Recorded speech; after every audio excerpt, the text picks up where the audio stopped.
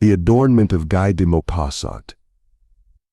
It was one of those pretty and charming daughters born, as if by an error of fate, into a family of employees. She had no dowry, no hopes, no way of being known, understood, loved, married by a rich and distinguished man. And she allowed herself to be married to a small clerk of the Ministry of Public Instruction. It was simple, not being able to be adorned, but unhappy as a declassed woman. For women have no caste or race, their beauty, grace, and charm serving as their birth and family. Their native finesse, their instinct for elegance, their flexibility of mind are their only hierarchy, and make them daughters of the people, the equals of the greatest ladies. She suffered incessantly, feeling that she was born for all delicacies and luxuries. She suffered from the poverty of her home, of the misery of the walls, the wear and tear of the seats, the ugliness of the fabrics.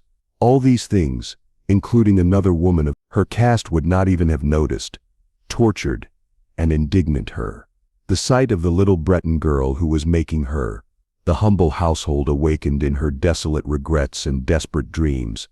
She thought of the mute, padded antechambers with oriental hangings, illuminated by high bronze torchieres, and with 2 tall servants in short breeches, who sleep in the large armchairs, drowsy by the heavy heat of the heater. She thought of the great drawing rooms dressed in antique silk, fine furniture bearing priceless trinkets, and small drawing rooms, coquettish, perfumed, made for the 5 o'clock conversation with the most intimate friends, the well-known and sought-after men whose attention all women envy and desire. When she sat down to dine in front of the round table covered with a tablecloth of 3 days, in front of her husband who was discovering Turin, declaring with an enchanted air, "Ah, the good stew! I don't know anything better than that." She thought of fine dinners, of silverware, gleaming tapestries populating the walls with ancient characters and birds, strange in the middle of a fairy forest. She thought of the exquisite dishes served in marvelous dishes, with gallantry whispered and listened to with a smile, while eating the pink flesh of a trout or the wings of a grouse. She had no toilet, no jewelry, nothing, and she loved nothing else. She felt made for it. She would have so much desired to please, to be envied, be attractive and sought after. She had a rich friend, a comrade of a convent which she no longer wished to go to see. So much did she suffer on her return. And she wept for days on end, of sorrow, regret, despair, and distress. Now one evening her husband came home with a glorious air, and holding in his hand a large envelope. "Here," said he, "here is something to you." She tore the paper quickly and drew out a card which bore these words: "The Minister of Public Instruction and Mrs. Georges Ramponneau ask Mr. and Mrs. Loisel to do them the honor of coming. Spend the evening at the Ministry's Hotel on Monday, January 18th. Instead of being delighted, as she had hoped, she threw the invitation on the table with vexation, murmuring, "What do you want me to do with this? But my dear, I thought you would be happy. You never go out, and this is an opportunity. That is a beautiful one. I had infinite difficulty in obtaining it. Everyone wants it. It's very sought after, and we don't give employees much. You will see all the official world there." She looked at him with an irritated eye, and she said impatiently, "What do you want me to put on my back? To go there?" He had not thought of it. He stammered, "But the dress in which you go to the theater, it seems very good to me." He was silent, stupefied, distraught, when he saw that his wife was crying. 2 large tears were slowly coming down, from the corners of the eyes to the corners of the mouth. He stammered, "What is the matter with you? What is the matter with you?" But by a violent effort, she had subdued. She replied in a calm voice, wiping her moist cheeks, "Nothing, only I have no toilet, and therefore I cannot go to this party. Give your card to some colleague whose woman will be better dressed than I." He was sorry. He continued, "Come, Mathilde, how much would it cost? A proper toilet. Who could serve you on other occasions? Something very simple." She thought for a few seconds, establishing her accounts, and thinking also of the sum she could ask for without attracting an immediate refusal and a frightened exclamation from the bursar's clerk. At last she replied, hesitatingly, "I don't know exactly, but it seems to me that with 400 francs I could get there." He had turned a little pale, for he was just reserving this sum to buy a gun and to go hunting the following summer, on the plain of Nanterre, with some friends who were going to shoot larks there on Sundays. He said, however, "So be it. I give you 400 francs, but try to have a beautiful dress." The day of the feast was approaching, and Madame Loisel seemed sad, uneasy, anxious. His toilet was ready, however. Her husband said to her one evening, "What is the matter with you? Come on, you're very funny for 3 days." And she answered, "It annoys me not to have a jewel, not a stone, nothing to put on me. I'll look miserable as hell. I would almost rather not go to this evening." He continued, "You will put natural flowers. It's very chic in this season. For 10 francs you will get 2 or 3 roses. Beautiful." She was not convinced. No, there is nothing more humiliating than to have. But her husband cried out, "How stupid you are! Go find your friend Mrs. Forestier and ask her to lend you some jewelry. You are more than enough connected with her to make that." She uttered a cry of joy. "That's true. I had not thought of it." The next day she went to her friend's house and told him of his distress. Madame Forestier went to her mirrored cupboard, took a large casket, brought it in, opened it, and said to Madame Loisel, "Choose, my dear."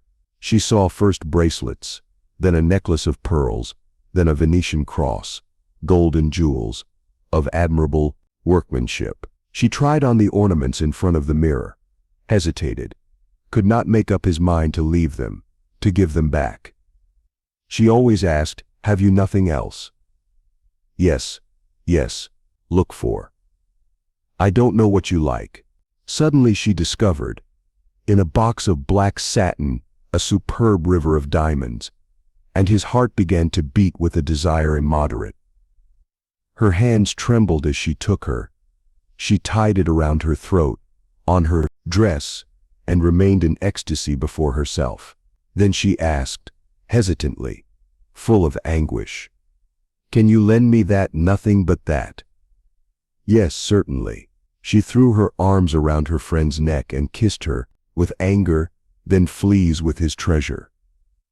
The day of the feast arrived. Madame Loisel was a success.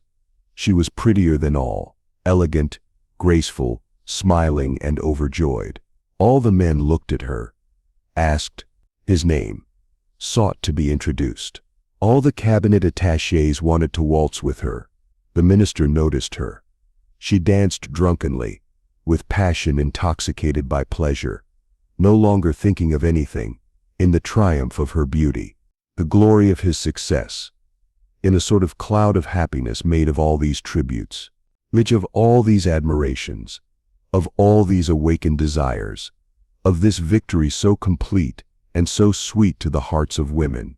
She left about 4 o'clock in the morning. Her husband, since midnight, had been sleeping in a deserted drawing room with 3 other gentlemen, whose women were enjoying themselves very much. He threw the clothes over her shoulders which he had brought for the outing, modest garments of ordinary life, whose poverty clashed with the elegance of ball dress. She felt it and wanted to flee, to not being noticed by the other women who wrapped themselves in rich furs. Loisel held her back. "Wait then. You're going to catch a cold outside. I'll call a cab." She did not listen to him and went downstairs quickly up the stairs. When they were in the street, they found no carriage, and they began to search, shouting at the coachman they saw pass by far. They were going down to the Seine in despair, shivering. At last they found on the quay one of these old night owls who are only seen in Paris at night, as if they were would have been ashamed of their misery during the day. He brought them back to their door, Rue des Martyrs, and they went back home sadly. It was over for her, and he thought that he would have to be at the ministry at 10 o'clock. She took off the clothes she had put on herself, wrapped his shoulders in front of the mirror, in order to see himself once more in his glory. But suddenly she uttered a cry. It no longer had its river around the neck. Her husband, who was already half undressed, asked, "What is the matter with you?" She turned to him, panicked. I no longer have Madame Forestier's river." He rose to his feet, distraught. "What? How? It's not possible."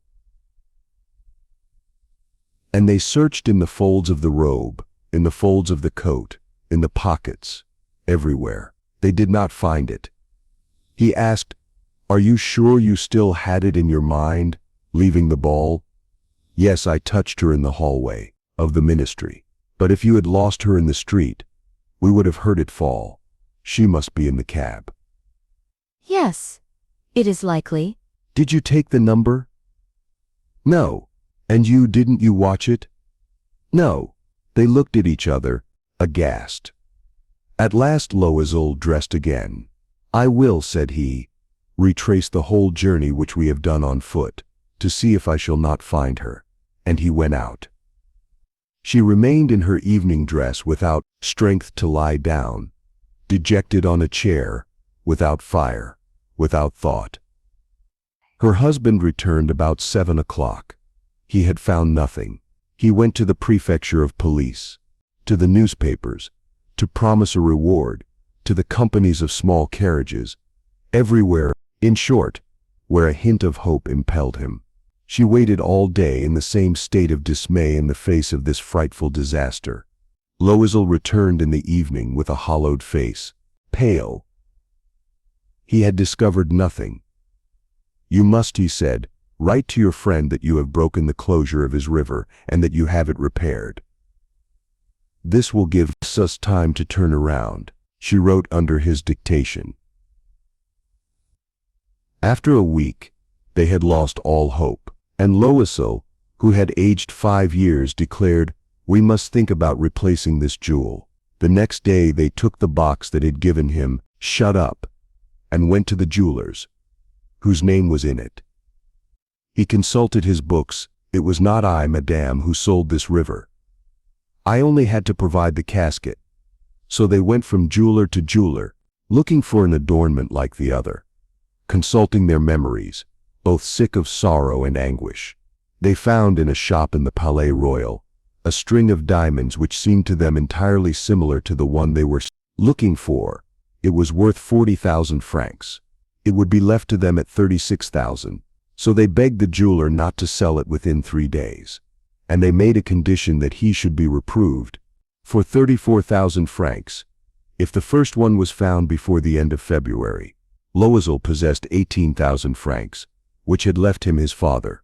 He would borrow the rest. He borrowed, asking 1,000 francs from one, 500 to the other, 5 louis here, 3 louis there.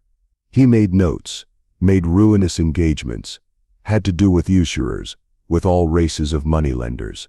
He compromised the whole end of his life, risked his signature without even knowing whether he could do honor to it, and, terrified by the anguish of the future, by the black misery that was about to fall upon him, by the prospect of all physical privations and all moral tortures, he went to seek the new river by depositing 36,000 miles on the merchant's counter, plural of franc. When Madame Loisel brought the set back to Madame, francs from one, 500 to the other, 5 louis here, 3 louis there. He made notes, made ruinous engagements, had to do with usurers, with all races of moneylenders.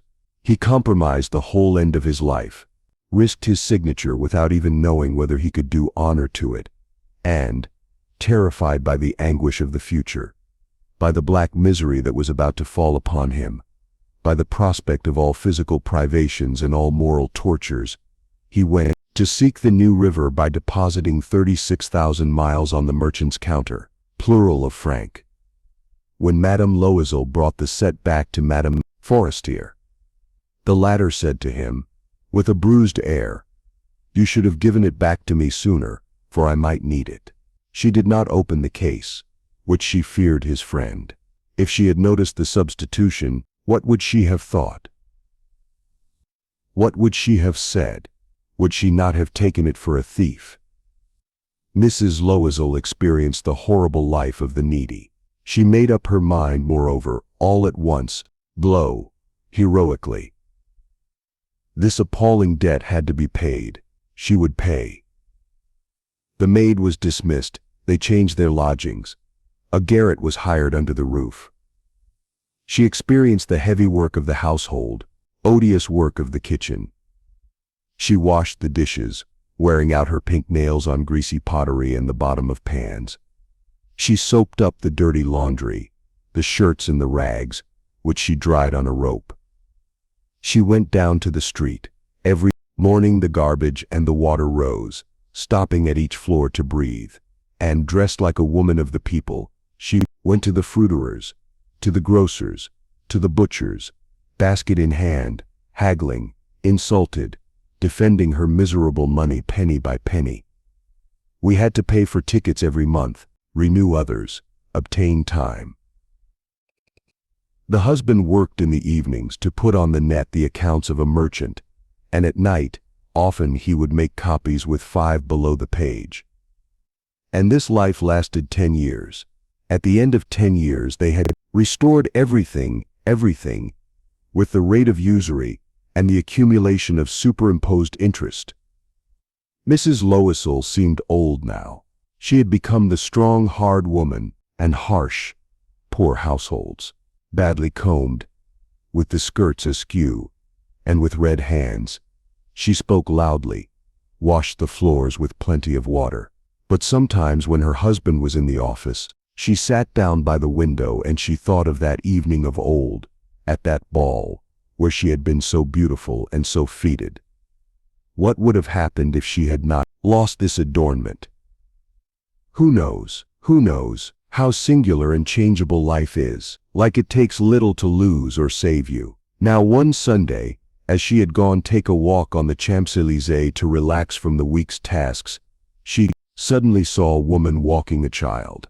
It was Madame Forestier, still young, always beautiful, always seductive. Madame Loisel felt moved. Was she going to talk to him? Yes, certainly. And now that she had paid, she would tell him everything. Why not? She approached. "Good morning, Jeanne." The other did not recognize her, being astonished to be so familiarly called by this bourgeois woman. She stammered, "But, madam, I don't know, you must be wrong." "No, I'm Mathilde Lois." Her friend let out a cry. "Oh, my poor Mathilde, how you are changed." "Yes, I've had some very hard days since then. I have seen you, and many miseries, and that because of you, me." "What do you mean? You remember well that river of diamonds that you lent me to go to the feast of the ministry?" "Yes. Well, I have lost it." "What? Since you have brought it back to me." "I have brought you another one, and we have been paying for it for 10 years. You understand that it wasn't easy for us, who had nothing. At last it is over, and I am very happy." Madame Forestier had stopped. "You say you bought a river diamonds to replace mine?" "Yes, you didn't notice it, did you? They were very much the same," and she smiled with proud joy and naïve. Madame Forestier, greatly moved, took the 2 hands. "Oh, my poor Mathilde, but mine was false. It was worth at most 500 francs.